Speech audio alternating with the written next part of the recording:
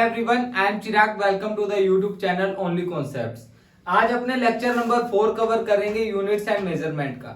इस लेक्चर का जो मेनली टॉपिक रहेगा डायमेंशंस के बारे में अपने देखेंगे, जो कि सेकंड टॉपिक रहता है यूनिट्स एंड मेजरमेंट का, जो कि आधा वेटेज रखता है ऑलमोस्ट इस चैप्टर का, यूनिट्स एंड मेजरमेंट का। तो सबसे पहले इस लेक्चर का जो अपना टॉपिक रहेगा इंट्रोडक्शन टू डायमेंशन, कि डायमेंशंस एक्चुअली में होती क्या है, डायमेंशंस को लिखने का रिप्रेजेंटेशन क्या है, और क्या कैसे अपने किसी भी फिजिकल क्वांटिटी की डायमेंशन को अपने डिराइव कर सकते हैं।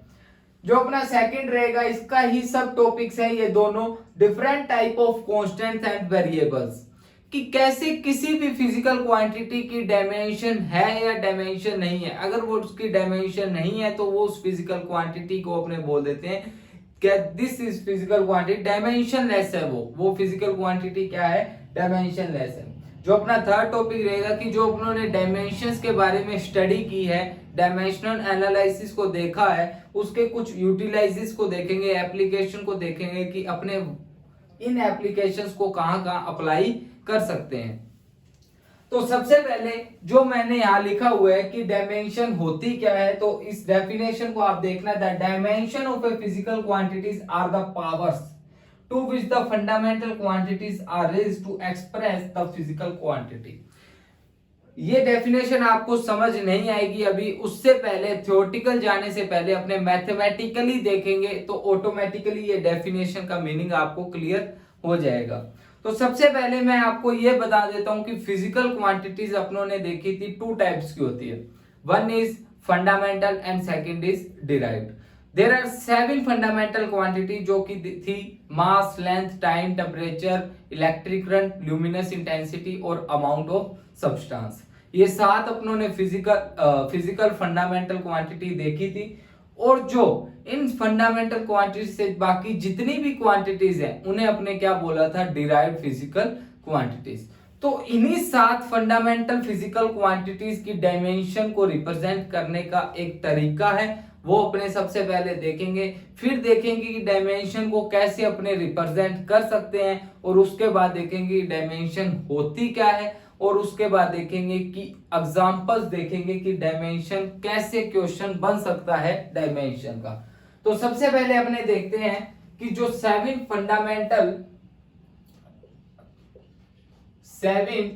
फंडामेंटल मैं सीधा लिख रहा हूं 7 डायमेंशन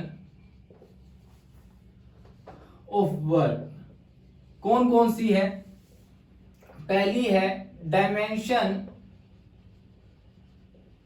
ऑफ लेंथ, कि कैसे अपने लेंथ की डायमेंशन को रिप्रेजेंट करते हैं। तो किसी भी फिजिकल क्वांटिटी को डायमेंशन लिखने के लिए सबसे पहले स्क्वायर ब्रैकेट्स का यूज किया जाता है। यह बात हमेशा याद रखना कि किसी भी फिजिकल क्वांटिटी की जब अपने को डायमेंशन निकालनी है तो उसके लिए सबसे पहले क्या करेंगे, स्क्वायर ब्रैकेट्स का यूज करेंगे।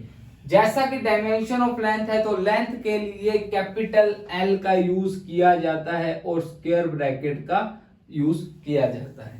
तो यहाँ एल किसको डिनोट कर रहा है, अगर अपने को लेंथ की डायमेंशन निकालनी है तो उसको किसके, एल से डिनोट किया जाएगा। जो दूसरी है डायमेंशन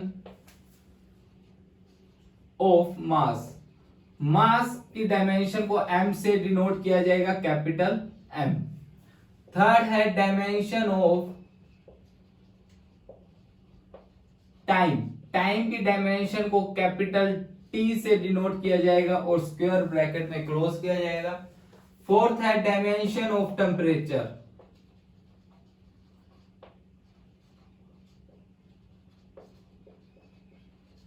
टेम्परेचर की डायमेंशन को K से डिनोट किया जाएगा। जैसे कि अपने पहले भी देखा था कि SI यूनिट क्या होती है टेम्परेचर की, केल्विन होती है। Kelvin is the name of scientist जो कि टेम्परेचर के बारे में इंफॉर्मेशन दी थी, तो उसी से ही डायमेंशन का सिंबल दिया गया है K।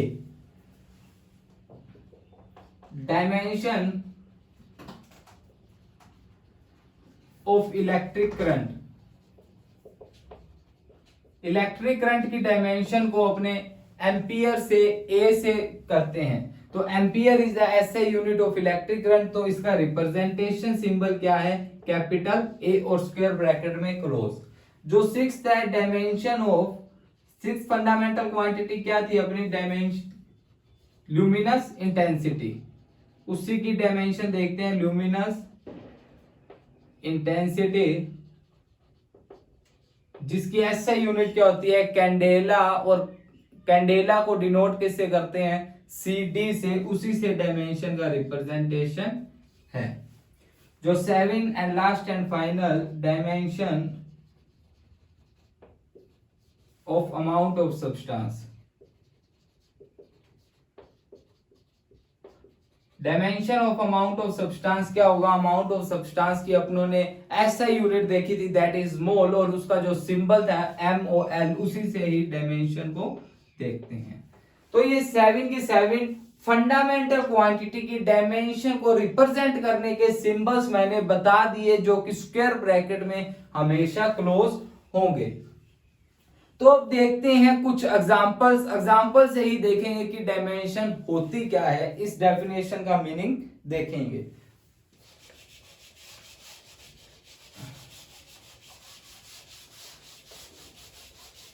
मैं फर्स्ट एग्जांपल ले रहा हूं,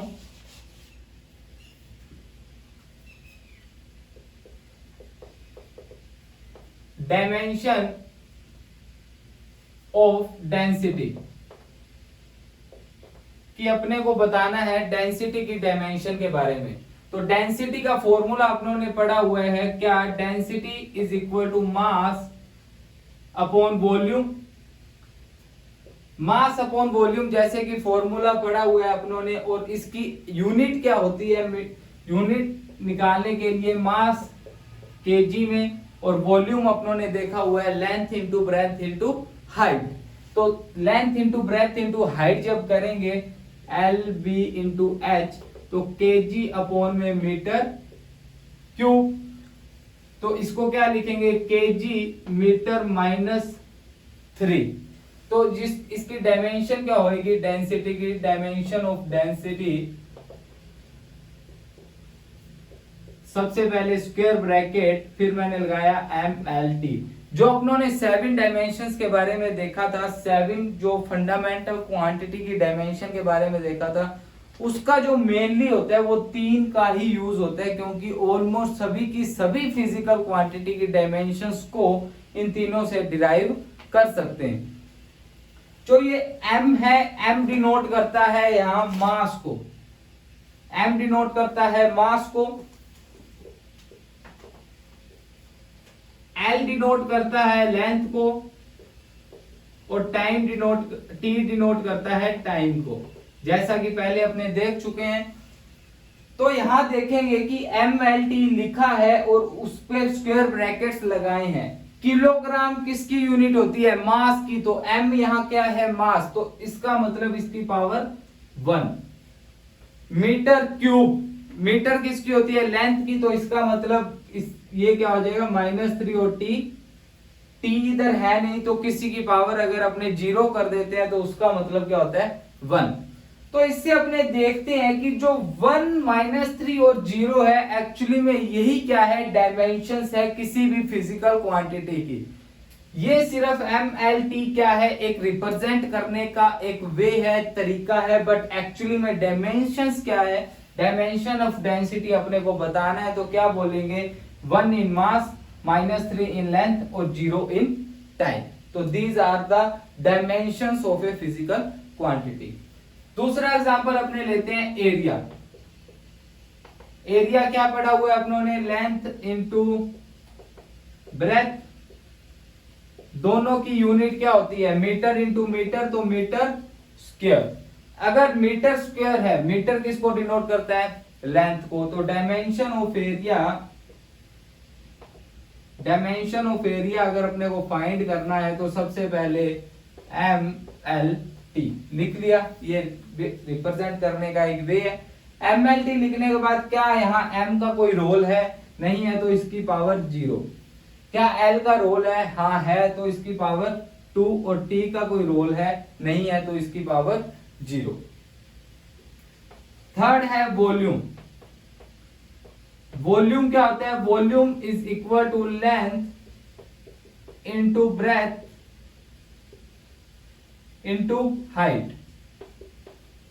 तीनों की यूनिट क्या होती है? Metre metre metre. इसका मतलब यूनिट क्या आ गई तीनों की? Metre cube. और इसकी डायमेंशन क्या होगी? डायमेंशन ऑफ वॉल्यूम, सबसे पहले एम एल टी। एम का कोई रोल है नहीं है, 0, एल 3, टी 1, क्योंकि मीटर की क्यूब है तो एल की भी क्यूब होगी, क्योंकि एल मीटर किसको डिनोट करता है? लेंथ को। और डायमेंशन में एल किसको डिनोट करता है? लेंथ को। तो ये 3 एग्जांपल हो गए। अपने आगे देखते हैं, ये नोट कर लीजिए। हाँ, तो इस डेफिनेशन को देख लेते हैं कि क्या है। The dimension of a physical quantities actually में क्या है? पावर्स है fundamental quantity are raised to express the physical quantity. Hope करता हूं ये डेफिनेशन आपको समझ आ गई होगी।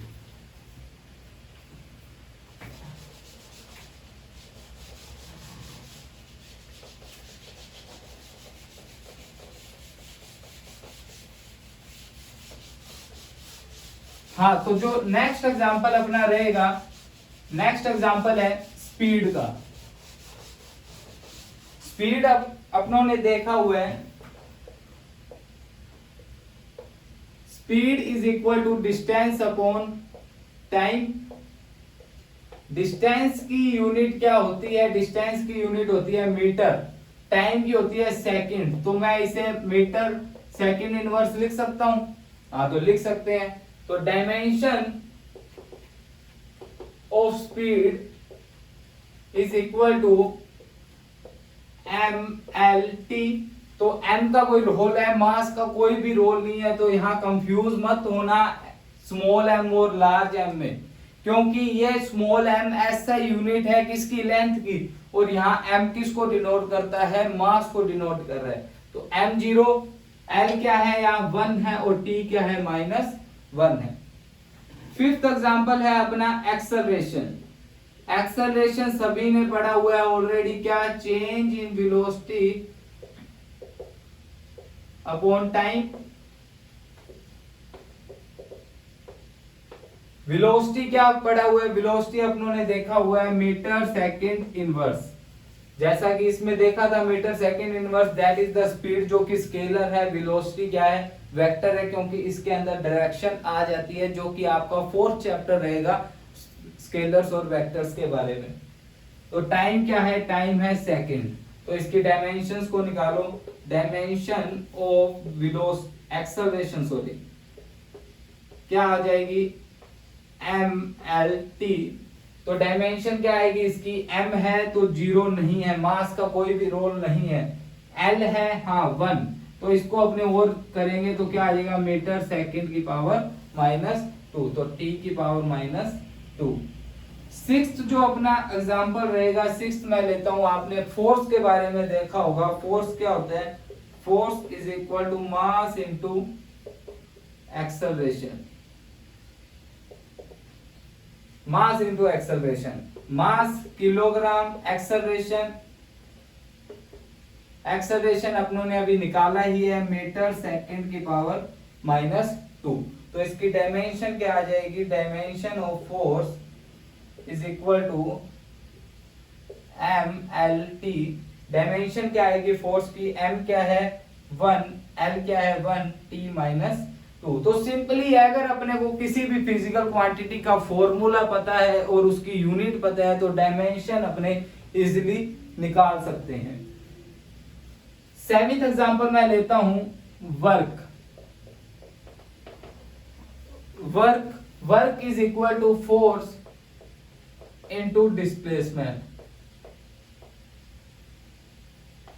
ऑलमोस्ट बच्चे वर्क को फोर्स इनटू डिस्टेंस लिखते हैं, बट एक्चुअली में ये डिस्प्लेसमेंट होता है, क्योंकि work is a scalar quantity, जो कि ऑलरेडी आपको 4th चैप्टर में पता चलेगा इसी क्लास में। तो फोर्स भी एक वेक्टर है, डिस्प्लेसमेंट भी एक वेक्टर है।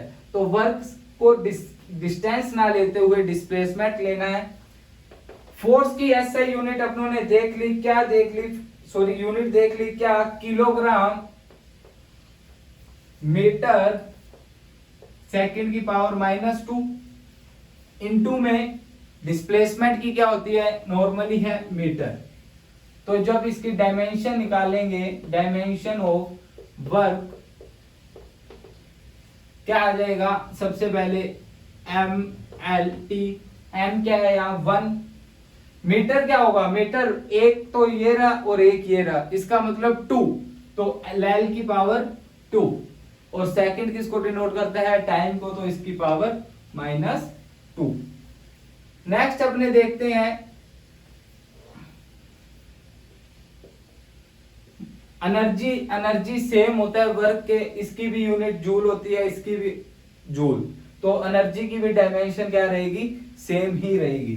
तो डायमेंशन ऑफ एनर्जी भी क्या रहेगा, सेम ही रहेगा। एनर्जी में एक्चुअली होता क्या है, जो आप 6 चैप्टर में पढ़ोगे वर्क एनर्जी एंड पावर में, तो उसमें देखोगे कि एनर्जी एक्चुअली में अमाउंट ऑफ वर्क डन ही होता है। तो इसकी क्या होगी, m1L2T-2। नाइन्थ है मोमेंटम के बारे में। मोमेंटम सभी ने पढ़ा हुआ है, क्या, मास इनटू वेलोसिटी।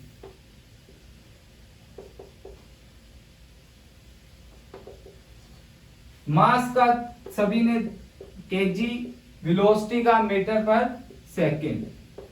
तो डायमेंशन ऑफ मोमेंटम क्या हो जाएगा,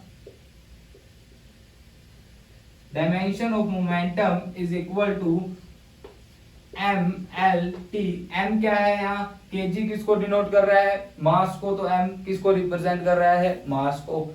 एल क्या है 1 और टी क्या है -1। जो लास्ट अपने देख लेते हैं, एक और देख लेते हैं, दैट इज पावर। पावर क्या होती है एक्चुअली में, power is equal to work upon time. Work का क्या डायमेंशन देखी थी, और अपने यूनिट देख लेते हैं, क्या देखी थी, केजी। सीधा अपने डायमेंशन ही लिख लेते हैं, क्योंकि ये पेपर में आपको ओरली करना पड़ेगा, इतना टाइम नहीं होता कि ये इतने बड़े फॉर्मूले को आप डिराइव करो। तो सिंपली जो वर्क की डायमेंशन है क्या है, m1L2T-2, जो कि ऊपर देखते आ रहे हैं अपने। अगर याद ना हो तो सिंपली आप निकाल सकते हो फोर्स इनटू डिस्प्लेसमेंट से। टाइम की क्या होती है, T1। तो जब ये ऊपर जाएगी तो डायमेंशन ऑफ पावर बन जाएगी आपके पास m1L2, और T1 है तो ऊपर जाएगा, माइनस का 1 हो जाएगा, -1 -2 कितना हो जाएगा, -3। तो ये कुछ डायमेंशंस के एग्जांपल लेते हैं कि अपने कैसे फिजिकल क्वांटिटीज की डायमेंशंस को निकाल सकते हैं। ऐसे बहुत सारी डिराइव्ड फिजिकल क्वांटिटीज हैं जिसकी अपने डायमेंशन निकाल सकते हैं बाय अप्लाई द फॉर्मूला और उसकी यूनिट को देखते हुए। ये नोट कर लीजिए।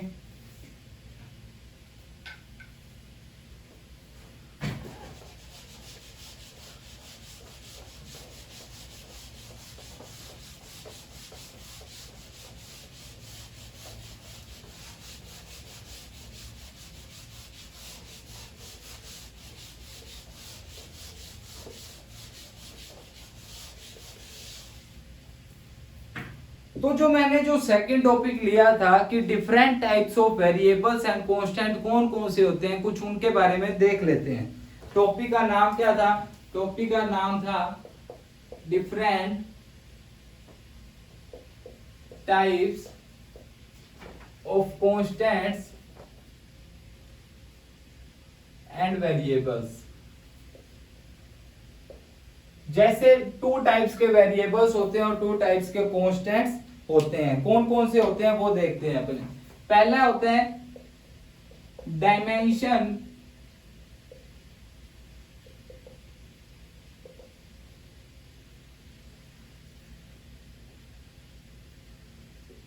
Dimensional variable.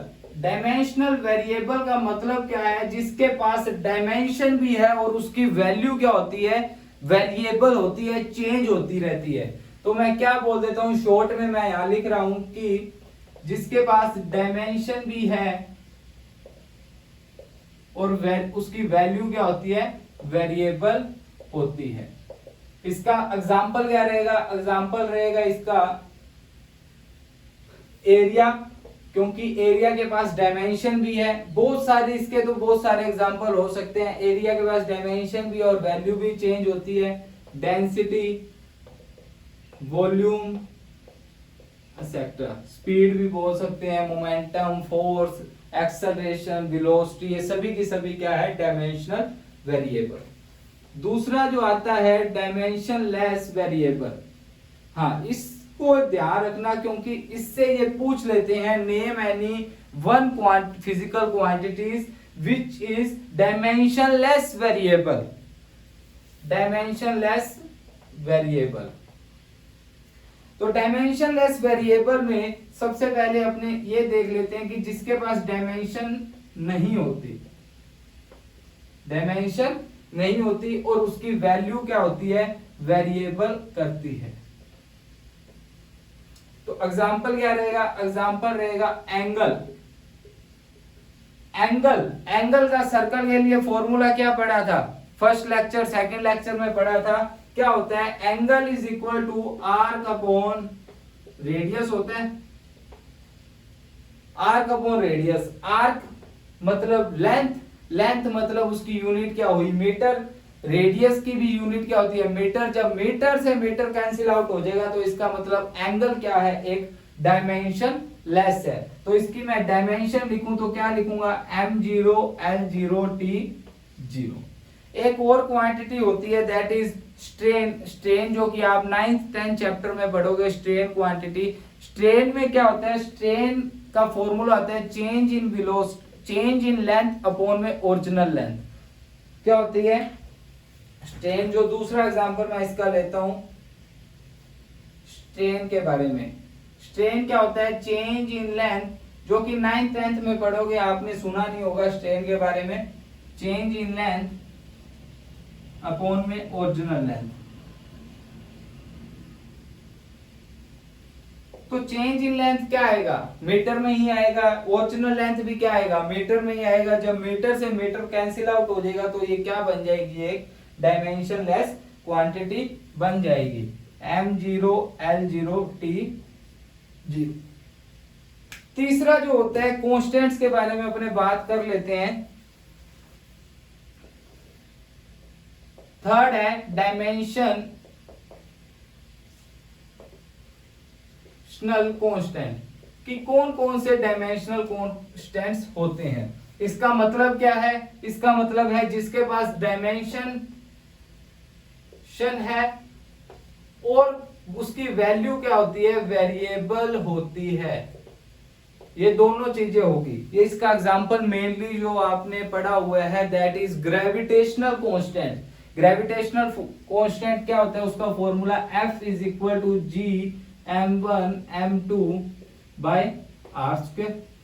ये फॉर्मूला देखा था आपने, F is equal to G m1 m2 by r square. ये आप 6th चैप्टर में देखोगे भी।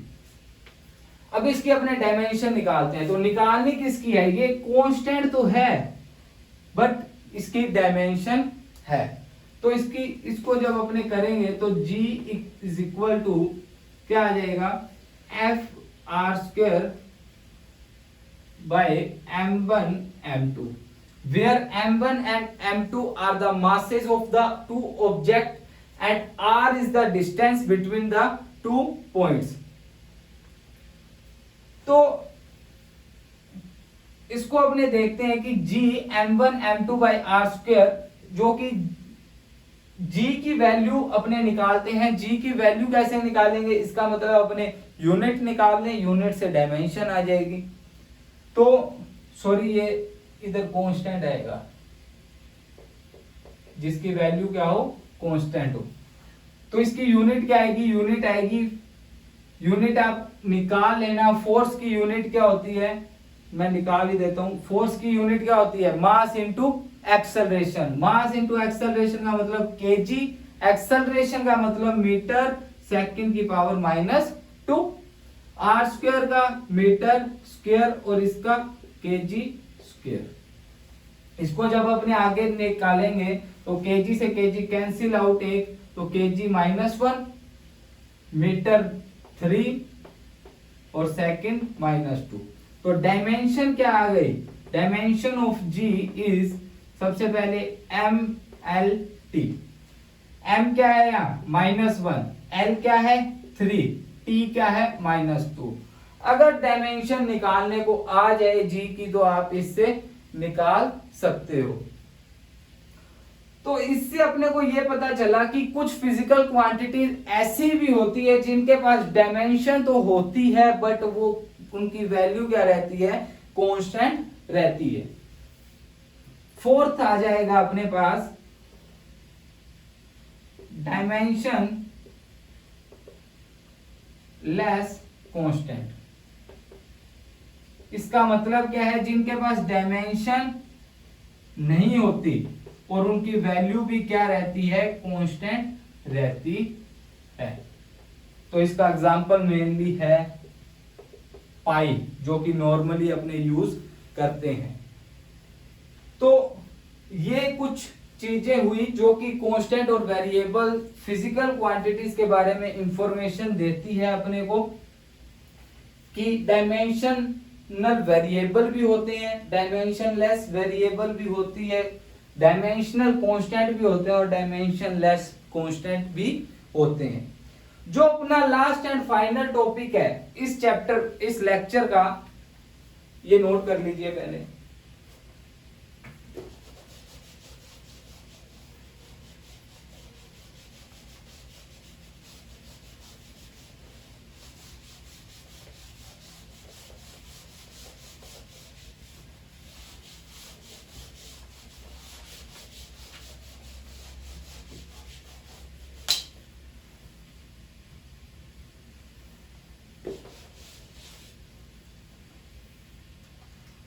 तो जो अपना लास्ट एंड फाइनल टॉपिक है दैट इज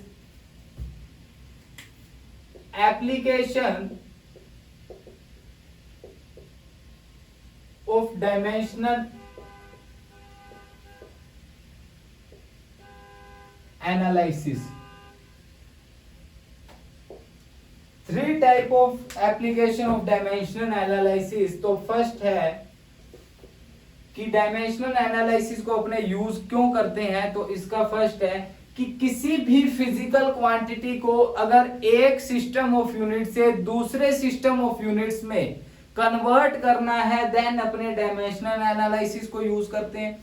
अगर किसी भी फिजिकल क्वांटिटी के रिलेशन को चेक करना है कि वो सही है या गलत है, उसके लिए भी डायमेंशनल एनालिसिस को चेक करते हैं। और जो तीसरा है कि अपने किसी भी 2 फिजिकल क्वांटिटीज के बीच में अगर रिलेशन को डिराइव करना है, उसके लिए भी डायमेंशनल एनालिसिस को चेक यूज करते हैं। ये आगे डिटेल में देखेंगे अपने। तो फर्स्ट क्या मैंने कहा था, to check the correctness, first था कि कैसे अपने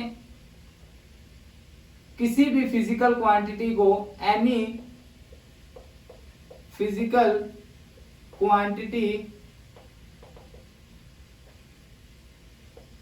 can be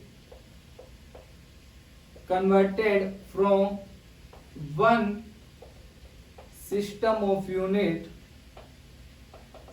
to another। कि कैसे किसी भी फिजिकल क्वांटिटी को एक सिस्टम ऑफ यूनिट से दूसरी सिस्टम ऑफ यूनिट में अपने चेंज कर सकते हैं। जो सेकंड है कि टू चेक द करेक्टनेस